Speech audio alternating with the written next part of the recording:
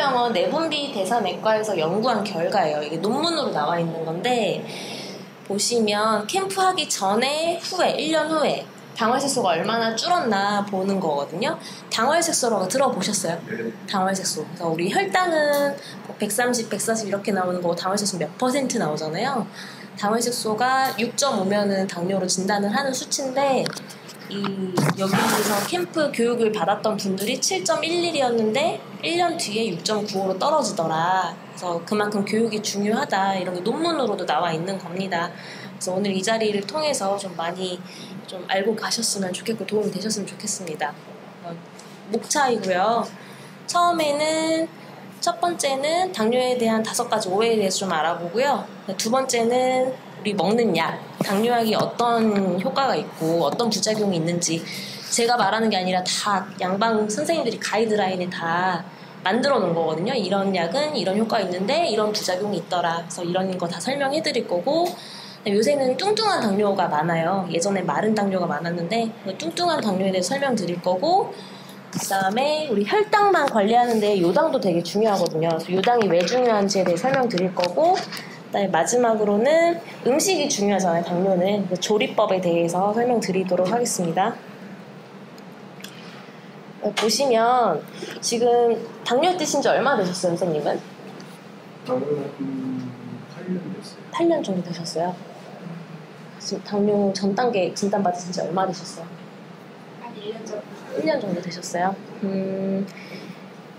이게 계속해서 혈당이 높다고 하면 우리가 약을 처방받고 치료를 하게 되는데 일시적으로 높아지는 경우도 있어요. 그럴 때 병원에 가면 혈당 높네요. 당뇨약 처방 받아버리면 계속 평생 먹는 거거든요. 근데 일시적으로 올라가는 경우들이 있는데 그런 경우가 언제냐면 우리 뇌는 포도당만을 사용을 해요. 이 뇌는 단백질이나 지방 이런 에너지원은 사용을 못하고 포도당만을 사용하기 때문에 스트레스가 굉장히 많거나 신경 쓸 일이 많으면 포도당 사용량이 늘어나서 그럴 때 혈당이 높아요. 그래서 우리 스트레스 받는 사람들 그럴 경우에 일시적으로 높아질 수 있고 두 번째로는 저처럼 임신을 하면 태아가 생기잖아요. 태아가 성장하기 위해서 몸에서 포도당이 에너지원이기 때문에 많이 필요로 합니다. 그래서 이럴 때는 혈당이 올라갈 수 있는 게 당연한 거고요.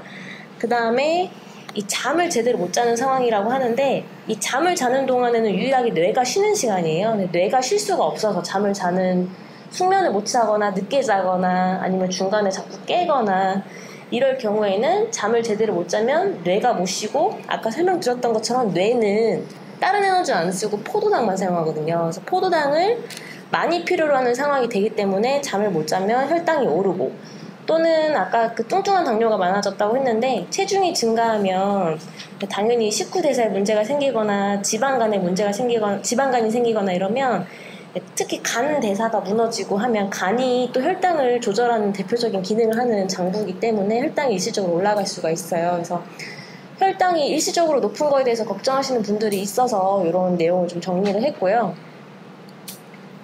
근데 만약에 일시적으로 높은 게 아니라 뭐 정기적으로 3개월마다 검사하는데 계속 높다. 그러면 병원에서 처방을 하겠죠. 약을 먹으라고. 근데 이제 애매할 때 있어요. 선생님처럼 뭐 전 단계이거나 아니면 혈당이 많이 높지 않을 때. 그러니까 160이면 전 단계잖아요. 140까지가 식후 혈당 기준으로 140이 정상이고 200이 당뇨 진단 기준이거든요. 160이라고 하면 전 단계예요. 선생님처럼 전 단계에 있는 경우에 당뇨약을 꼭 먹어야 하나요? 라는 제목인데 보시면 이게 다 논문으로 나와 있는 거고요. 발효홍삼이나 알로에베라 추출물 또는 한약 이런 걸 먹었더니 식후혈당 개선이 도움이 돼서 당뇨병으로 전환되지 않더라 이런 논문들이 있어서 가지고 왔는데 각각 따로따로 논문이 있었던 거고 한약에 관한 논문만 보면 이게 중국에서 했던 실험인데요. 여기 보시면 3년 동안 한약을 먹은 사람들이 230명이었어요. 이 중에 한약을 3년 동안 꾸준히 먹었더니 51명이 당뇨로 전환이 됐대요. 그럼 22.17%가 당뇨로 전환이 됐으면 이게 당뇨 전 단계에서 당뇨로 넘어가 버린 거죠. 그러면 대부분의 한 80% 사람들이 당뇨로 넘어가지 않았다는 거는 당뇨 전 단계로 남아있거나 아니면 아예 치료가 됐다는 뜻이고요. 대조군은 약을 먹지 않았어요. 한약을 먹지 않았는데 한 47%의 사람들이 46% 사람들이 43%가 당뇨로 전환됐기 때문에 46%가 당뇨 전 단계로 남아있거나 아니면 당뇨가 치료된 거죠, 전 단계가.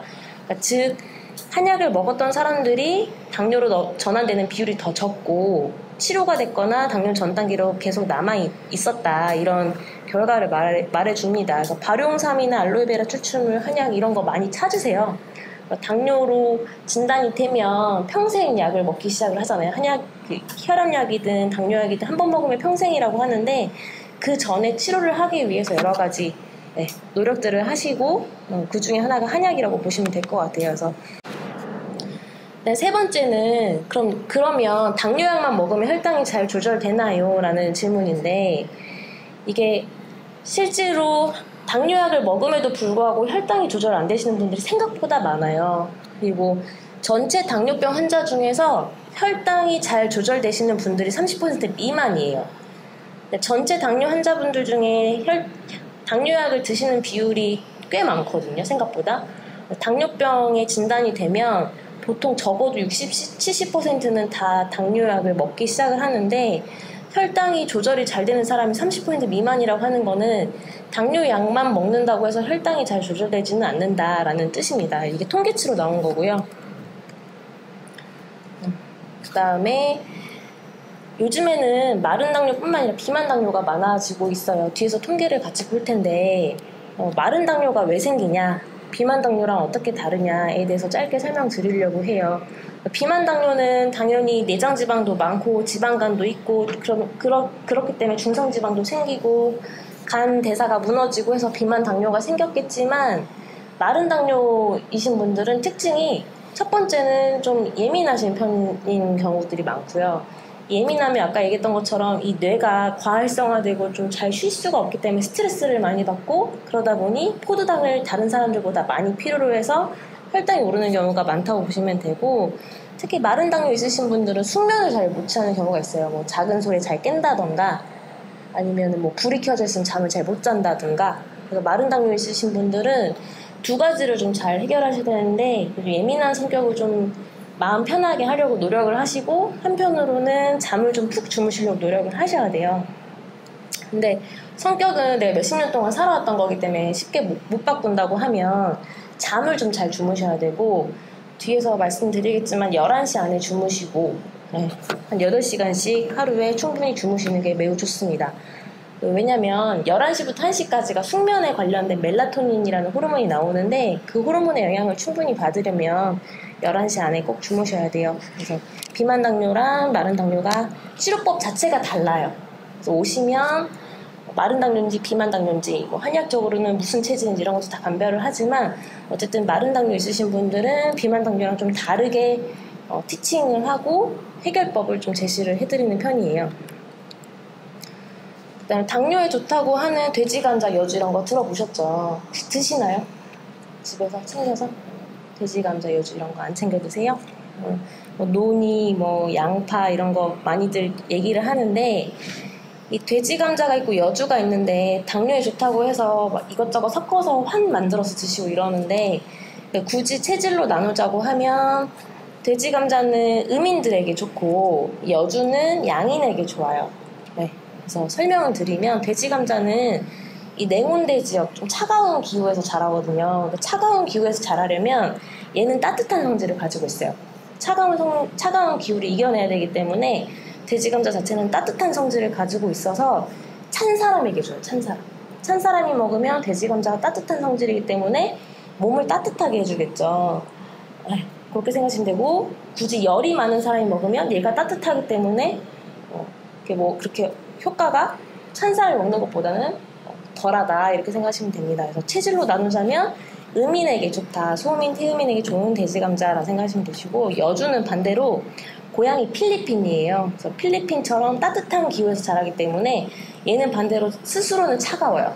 나는 따뜻한 기후에서 자라야 되기 때문에 내가 차갑고 그래야 따뜻한 기후를 이겨낼 수가 있어요. 그래서 이 여주라고 하는 거는 몸에 열이 많은 사람에게 좋아요. 열을 꺼트려주는, 열을 제거해주는 효과가 있다고 보시면 됩니다.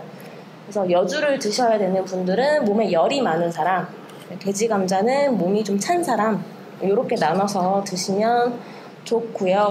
여주가 생긴 게 오이처럼 생겼죠. 그래서 별명이 고가예요, 고가. 그래서 쓸고에 오이 과자를 써서 맛이 되게 써요. 그래서 음식을 해 드실 때는 좀 잘 노하우가 있어야 될 거라 생각을 하고요. 아까 말씀드렸던 그 아리랑 당뇨스쿨 저희 유튜브에서 요리법 계속 올려드릴 거거든요. 여주랑 돼지감자 어떻게 드시면 좋을지 참고하시면 되겠습니다.